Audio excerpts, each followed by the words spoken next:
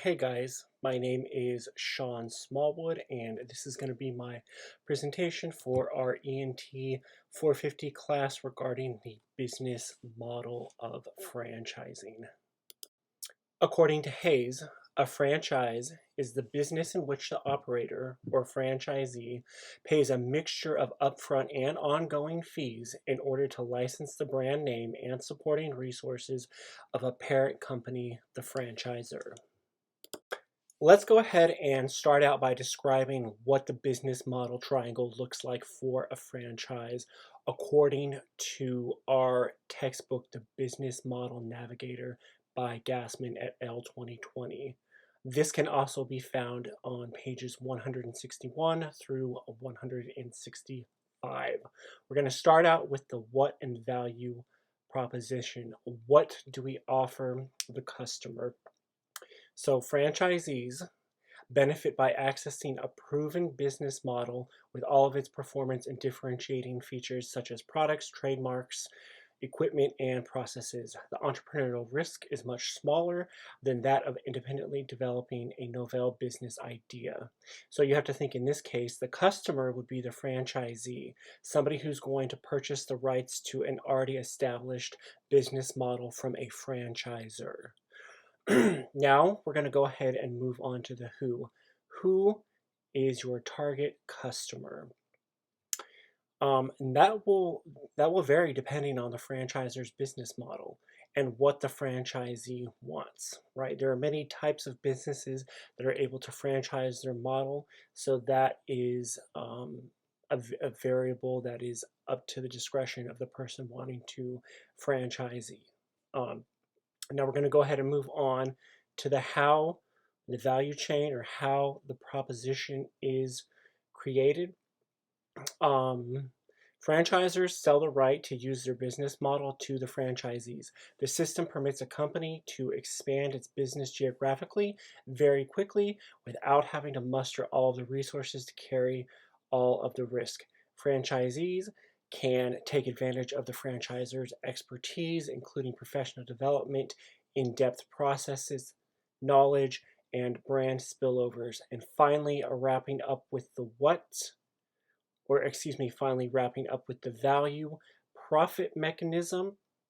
The business model generates profit because franchisees pay franchisors an upfront franchising fee in addition to the monthly dues to gain access to a fully operational, proven business model, supply chain, technology, processes, advertising, and corporate support, which is much cheaper than opening up the business outright, as previously mentioned.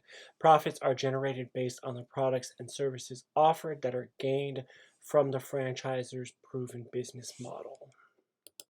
Moving on to the flow diagram for a business model franchise, according to the franchising business model, no date, a company that wants to franchise its business model would start out with a franchising plan. The franchising plan would flow into operations manuals, marketing plans, and legal documentation. Operating manuals would flow into support infrastructure and training programs. Marketing plans would flow into marketing materials, and legal documents would flow into trademark protections. Support infrastructure flows into the franchising system. Below the franchising system, the training program and marketing materials flow into the recruiting and selection of the franchisees. Trademark protection flows over to the awarding franchise process, while the recruiting and selection of franchisees also flows down into the awarding franchise process. Now we're going to go ahead and take a look at the top trends potentially impacting the franchise business model. Red represents the top quartile performing franchises, while gray represents the bottom quartile performing franchises. According to Rowan 2021, the top driving trends are marketing and promotional programs, innovation and creativity, effective use of technology, system-wide communication, and training and support programs.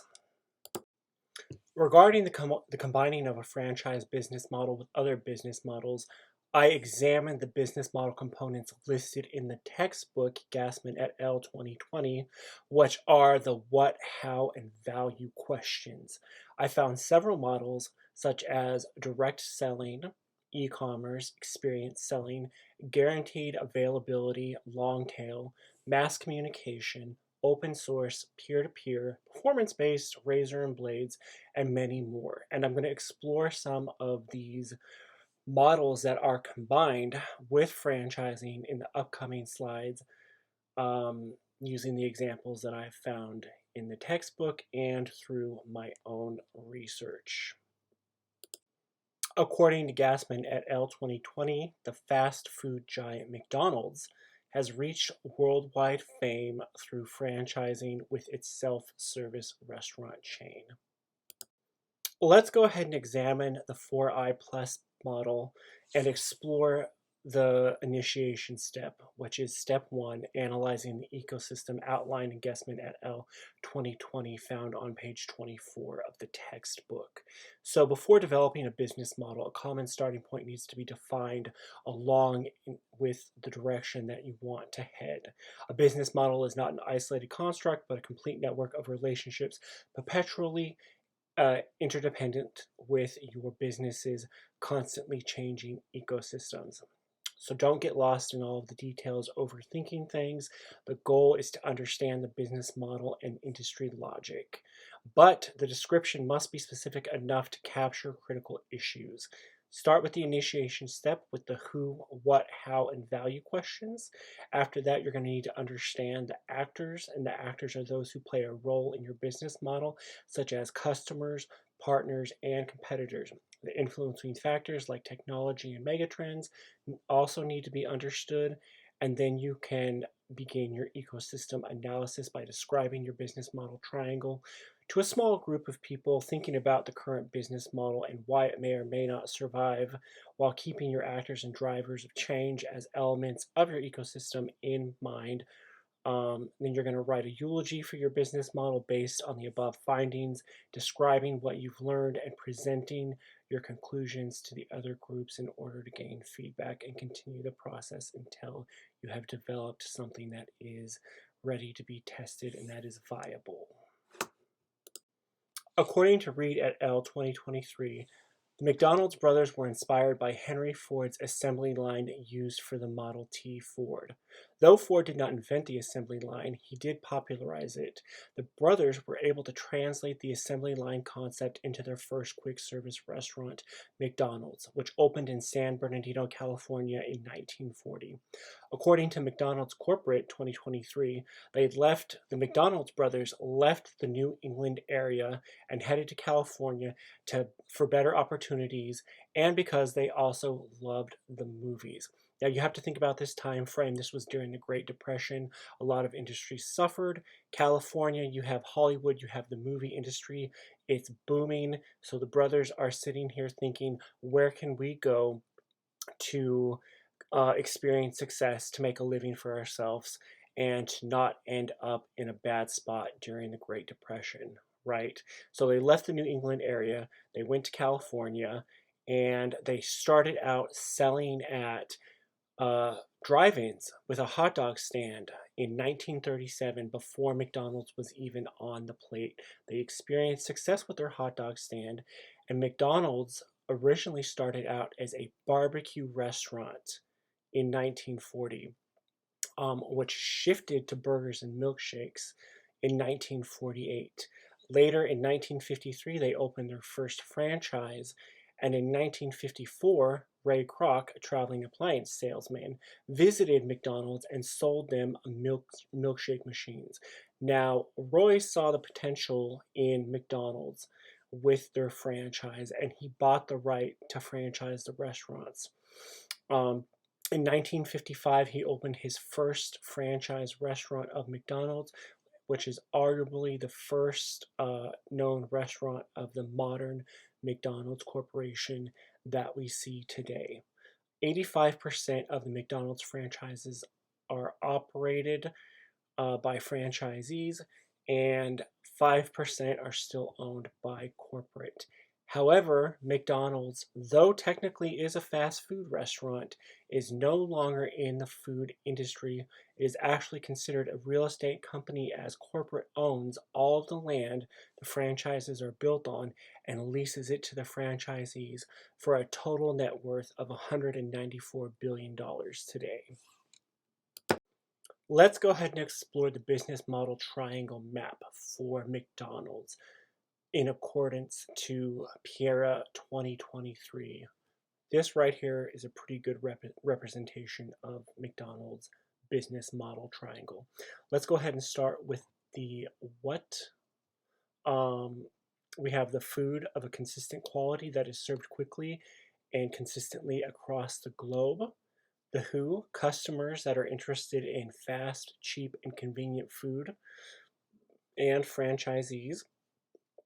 The how, sourcing ingredients and materials from farmers and suppliers that are processed into products distributed to the franchises and sold to the customer either in person, through the drive-through, their app, ordering online, or using a third party such as Uber Eats, Grubhub, and so on.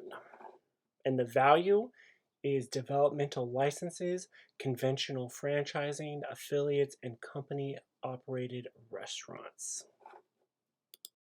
According to Systems 2022, this is a good representation of the flow diagram for McDonald's on how value gets delivered to the customer. It starts with their farmers, where the ingredients are harvested and sent off to be processed at food processing facilities, where it is then shipped off to manufacturers after it is processed, the raw ingredients to be turned into the frozen prepared products that are then boxed up and distributed to the restaurants where those items are cooked and prepared and delivered to the customer through the means that were described in the previous slide. Let's go ahead and examine the driving trends impacting McDonald's. According to MAR 2023, the driving trends impacting McDonald's are the metaverse, artificial intelligence, and the Internet of Things. McDonald's incubated its first technology team in 2014 with 3 people and has grown to over 130 team members. Their task is to deploy tech to overcome the challenges around restaurant dining, drive-through service, and home delivery by developing AI and using the Internet of Things. Additionally, they invested heavily in reskilling staff away from jobs that can be automated, like order taking. Today, 70% of sales occur using the drive-through or delivery services.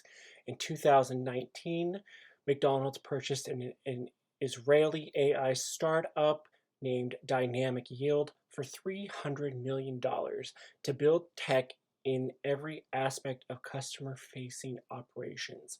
It has also purchased another AI startup, Apprente, which specializes in voice recognition technology. Let's go ahead and look at 2 other franchises. The first one is Anytime Fitness, and the second one is H&R Block. Both are service-based industries like McDonald's, but they do not provide food. They provide different services.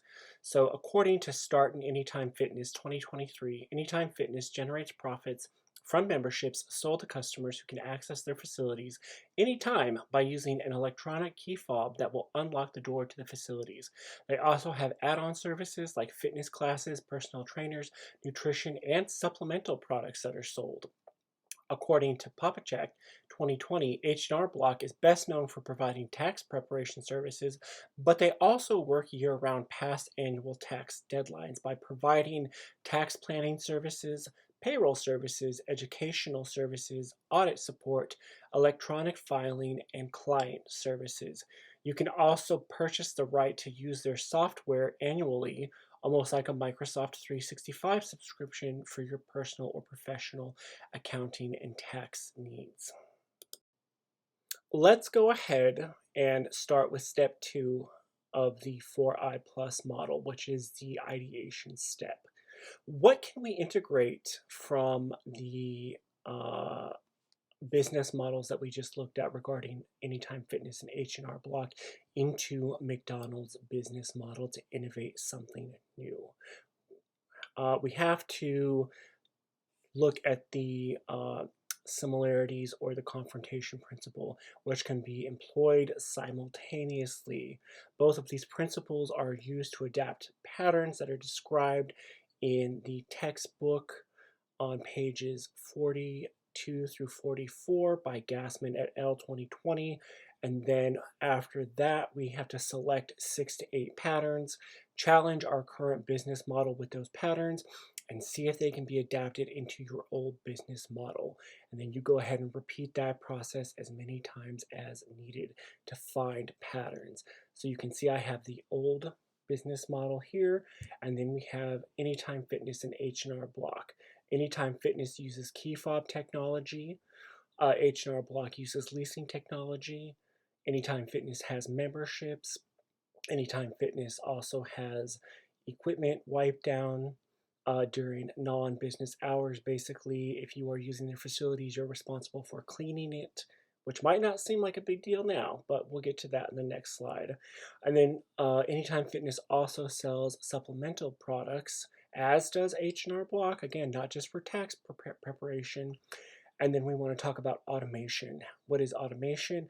Well, H&R Block has e-filing, where you can file your taxes online from the comfort of home and send it off basically, and they will do the step from you where you don't have to go into the physical building and deal with a person. They'll contact you if needed.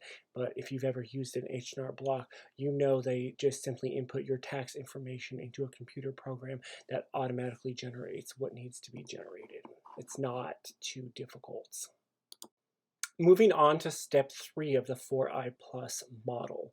How do we incorporate what we have discovered during steps 1 and 2? Well, that is where step 3 comes in with the integration process, right? So we're going to go ahead and take the information that was learned during the megatrends and technology analysis and what we discovered in our business model comparisons to see what can be incorporated into our previous business model triangle in order to innovate that new model. We know that the metaverse, AI, and the Internet of Things are ecosystem change drivers. We also know that McDonald's has invested heavily in AI and voice recognition tech. Given what we have learned in the ideation step, how can that be applied to form a new business model?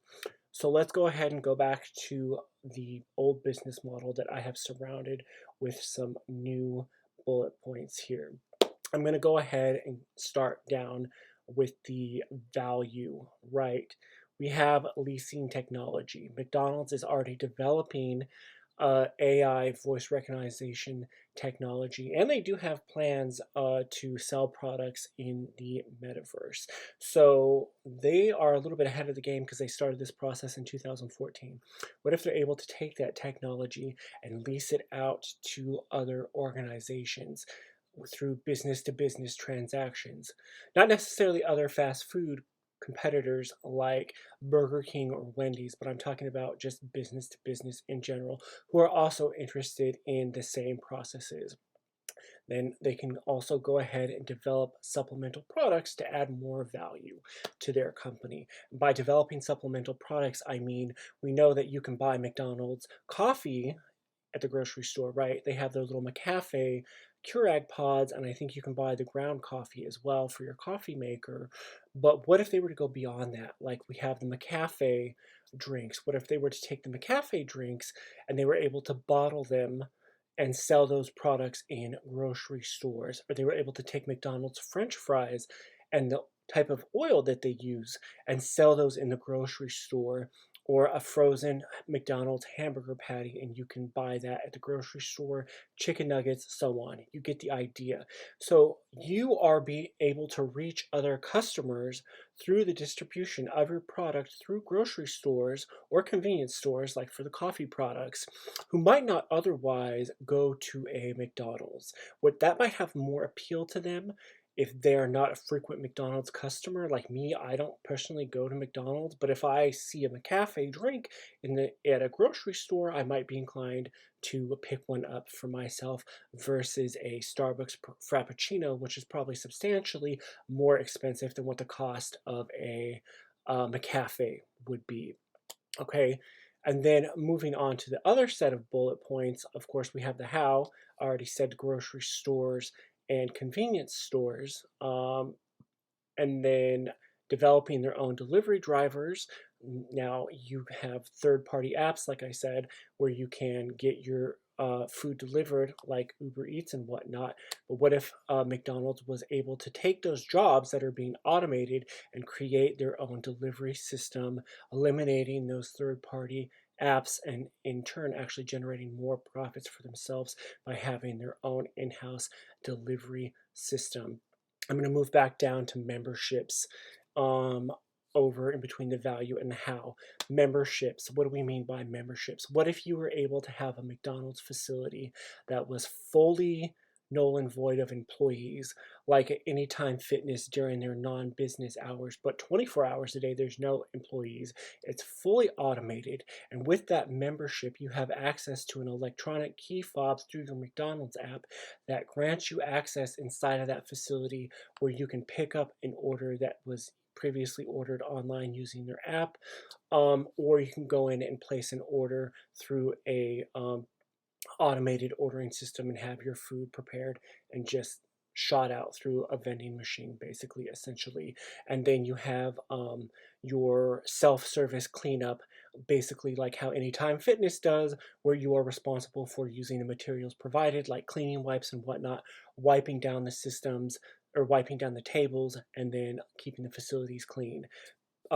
It's tracked through the membership who is in and out of the building. When you scan your fob, there are cameras there. If any type of vandalism was to occur, it would be captured.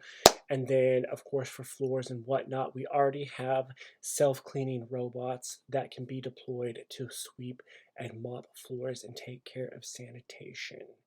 Sounds nice in theory. I don't know if that would actually work, but it sounds cool, right? How can McDonald's take all of those fun things that were just discussed in step 3 of the 4i Plus model and make them come to realization?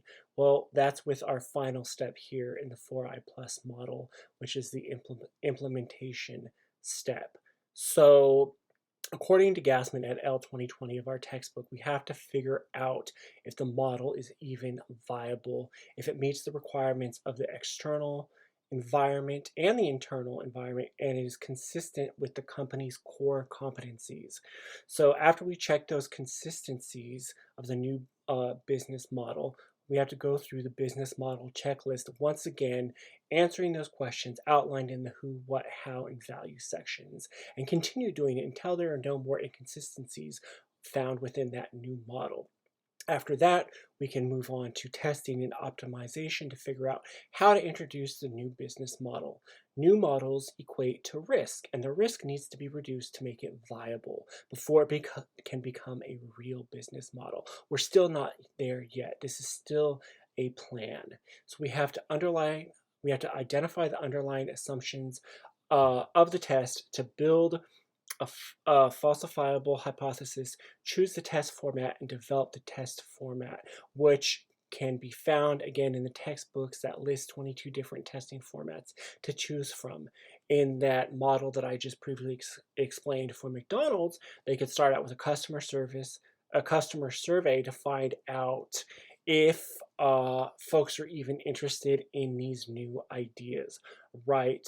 Which can be easily be distributed using their app or social media accounts. And based on those survey results, ideas could be selected to test in one of their corporate-owned stores.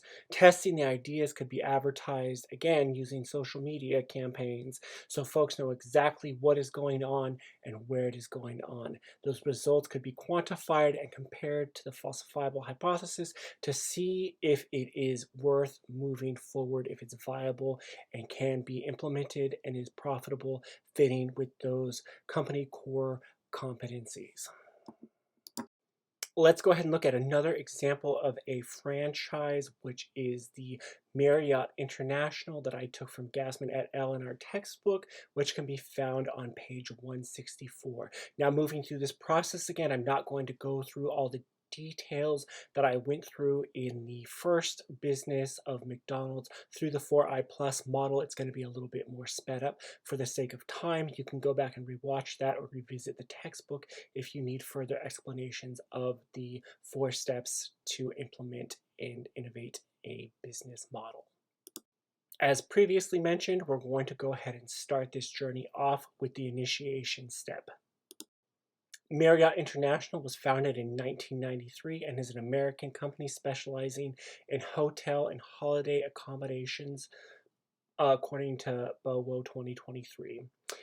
They manage and franchise facilities in 130 countries, and they are the largest hotel chain in the world with 31 brands and 8,194 hotels consisting of over 500,000 rooms, again, according to BOWO 2023. Let's go ahead and map out Marriott International's business model triangle by answering the 4 questions. We're going to start with the what. It is accessibility, customization, cost reduction, and brand status. Who? Customers are mostly individualistic, sophisticated, and self-defined travelers willing to spend extra money on their accommodations and people traveling on a business trip. How? Marriott's main channel is through its website, which acquires most customers. Though customers can book through third parties, the company promotes its offering through its social media page, email marketing, online advertising, direct mail, sponsorships, its guest loyalty program, and participation in summits, trade shows, and conferences. Now back to the best way to book Marriott through their own actual website or app. With their loyalty program, guests will receive a significant reduction in their room rates if they book through Marriott themselves rather than going through a third-party app. If they use a third-party app like Travelocity or Expedia, they will not receive those same discounts and benefits through Marriott's loyalty program. Value. Marriott's main channel is its website, again, through which it acquires most of its customers. The company promotes its offering through its social media page, email marketing, online advertising, direct mail sponsorships, and its guest loyalty program, as well as participating in the summits, trade shows, and conferences, managing and franchising properties, including franchise license and incentive management fees, generating revenue. Additional revenue is generated through third-party licensing fees, land rental branding fees, and credit card licensing. Let's go ahead and examine the flow diagram that I found on the Marriott website, which encompasses revenue management on their digital app, sales, loyalty, and their reservation platform. Let's go ahead and explore the driving trends impacting Marriott International's. According to GENS 2023, the top shifting trends in global travel are adaptability and swift communication, sustainable travel, and wellness beyond the spa. So Marriott conducted a survey of more than 1,000 travel planners and event organizers across the U.S. and discovered travelers want a more rapid response time to requests, and they want more adaptability to their changing needs. As far as sustainability, most travels are environmentally friendly, and they're seeking environmentally friendly destinations that align with their personal values and offer volunteering opportunities outside of the hotel, such as supporting communities that are being rebuilt due to like natural disasters, as well as reducing high carbon emissions travel. Wellness beyond the spa translates to travelers craving experiences beyond the hotel, looking for interactive activities such as jujitsu or kickboxing, and mindful activities like yoga and meditation classes. Wellness is becoming a sensory journey, and travelers want a more immersive experience. 2 other hotels that I found are the Malaya Alicante and the Peninsula Hotels. According to Staff 2023, Malaya Hotels International is a leading hotel company in Spain that achieved the highest rating in the global travel industry by the S&P Global Corporate Sustainability Assessment with a 74 out of 100 score. Like the Marriott, Malaya is a franchise and operates nearly 400 hotels worldwide, mainly located in Spain, Cuba, Brazil, Portugal, Croatia, Bulgaria, and Germany on their according to Admin Info 2021. The Peninsula Hotel has properties around the world and epitomizes luxury and elegance. They have launched the best and most comprehensive wellness program in 2022, but unlike the Marriott and Malaya, The Peninsula is not a franchise and is owned by Asia's oldest hotel company, the Hong Kong and Shanghai Hotels Limited Incorporated, which was founded in 1866, and that can be found on the About Us Peninsula Hotels page 2023. Moving on to step 2 of the 4I Plus model, we again have our old who, what, how, and value listed to the left, and on the right we have what we have discovered through our comparison of other business models. What patterns have we identified? So from Malaya, we can examine the areas that lead the corporation to achieve the highest S&P Global Sustainability Assessment value, right, which is the areas that they have specialized in: risk and crisis management, environmental reporting, climate strategy, social reporting, human rights, human capital development, and management of other customer relationships. And from the Peninsula, we can go ahead and examine areas of wellness, but they also have some sustainability factors in there as well, such as their physical, mental, and nutritional health programs, peace of mind rituals and meditation, plant-based menus, and their wellness portal and concierge service. Let's go ahead and move on to step 3 of the 4I Plus model, integration. So I have identified some patterns that I have chosen to incorporate from both of the other 2 hotels that were explored, the Malaya and the Peninsula. So from the Malaya, for their sustainability, I have chosen environmental reporting, climate strategy, and management of customer relationships. And from the Peninsula, I have chosen peace of mind rituals and meditation, plant-based menus, and a wellness portal and concierge service to incorporate into Marriott's business model triangle. So we know that Marriott has 31 brands as well as 8,194 hotels, right? And I selected these patterns based on the driving trends to see what would be the most feasible to incorporate without really going too crazy or off the beaten path of what the Marriott is offering. These are relatively simple things to incorporate that can be added into the value that they are offering already. So for environmental reporting, that could be their pollution, their carbon monoxide levels or dioxide levels that they are putting out there or that are being reduced, right? A climate strategy, a plan to implement in order to reduce their carbon footprint, and management of customer relationships. These are the trends that customers want, that Marriott discovered through their own internal survey.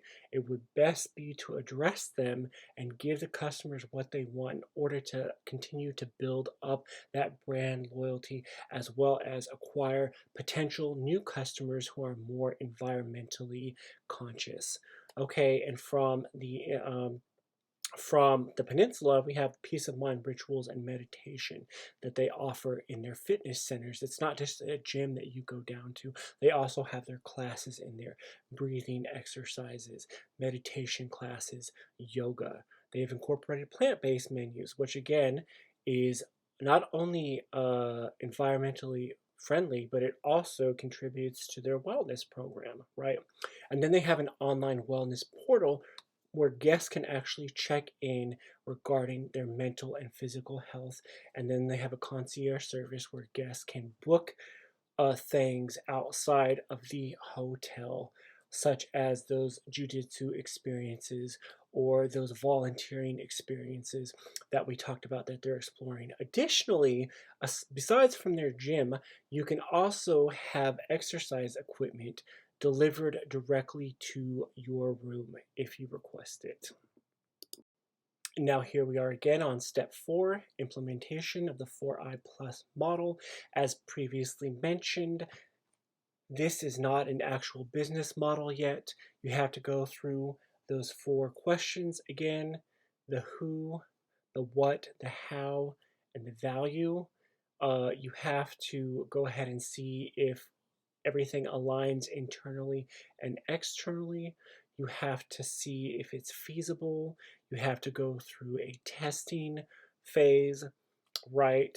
And then you can go through and do an implementation phase on the new steps that you want to integrate to see if this new business model triangle is a viable option.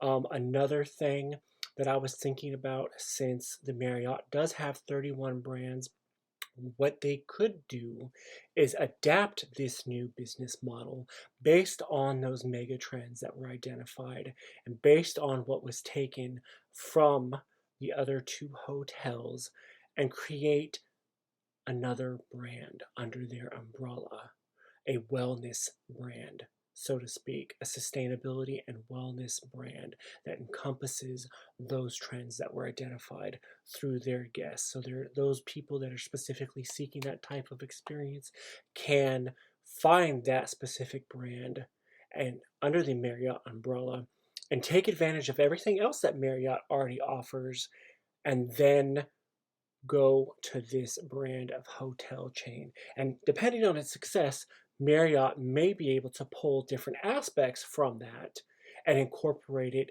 into their other 31 brands that fall under their umbrella. Just some food for thought. Now let's go ahead and move on to lessons learned. This has been quite the experience for me. I can say I definitely thoroughly understand the 4i Plus model and the Business Navigator book like a lot than I did before previously, just having to go through this and repeat this process over and over again. We know that we don't have to invent the wheel when it comes to business model triangle innovation because there are so many other models that already exist. We can look at what they offer through the who, the what, the how, and the value questions, right? And we can take those and identify other models to pull from that are already proven. Look at other models out there, or other businesses out there that are doing the same exact thing, and pull patterns from them in order to innovate our triangle and incorporate different aspects of those business models into our own triangle, and then go through the implementation testing phase, right?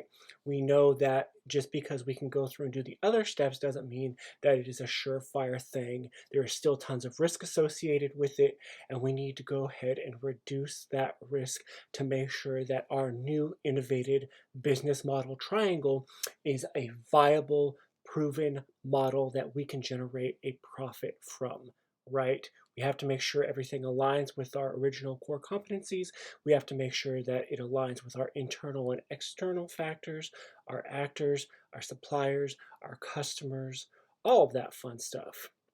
And then we can go ahead and put a plan into motion to test and then to expand on a larger scale, depending on the results of the test and how they compare against our scientific hypothesis that we have developed. Because we know that yes, being an entrepreneur is taking risk, but it is taking risk based on information that is real, based on scientific data, and taking that scientific data and applying it to principled entrepreneurship.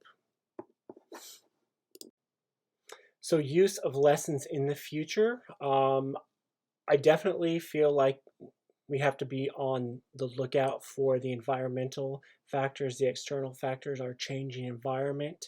And we have to be able to quickly adapt to those changes and innovate our business model triangles in order to remain sustainable, in order to remain in business, to keep up with society as technology and megatrends continue to change and evolve. As those drivers change, as the trends change, as technology changes, our business model has to be able to change, regardless of whatever it is that we end up doing in the future as entrepreneurs or as entrepreneurs, or maybe doing completely something else, because all of these principles can be applied outside of entrepreneurship and entrepreneurship into the corporate business world. Here are 3 quiz questions that I have taken from the textbook by Gassman et al. 2020. You can go ahead and read those, take a screenshot, write them down, do what you need to do to make sure that you have them in case they get pulled into the pool of test questions that you end up with. And of course, here is my reference pages, page 2 and page 3. Thank you so much. I know this was a little bit long. I had a lot to get out, but I hope you guys enjoyed the presentation and took something away from it and know a little bit more about franchising.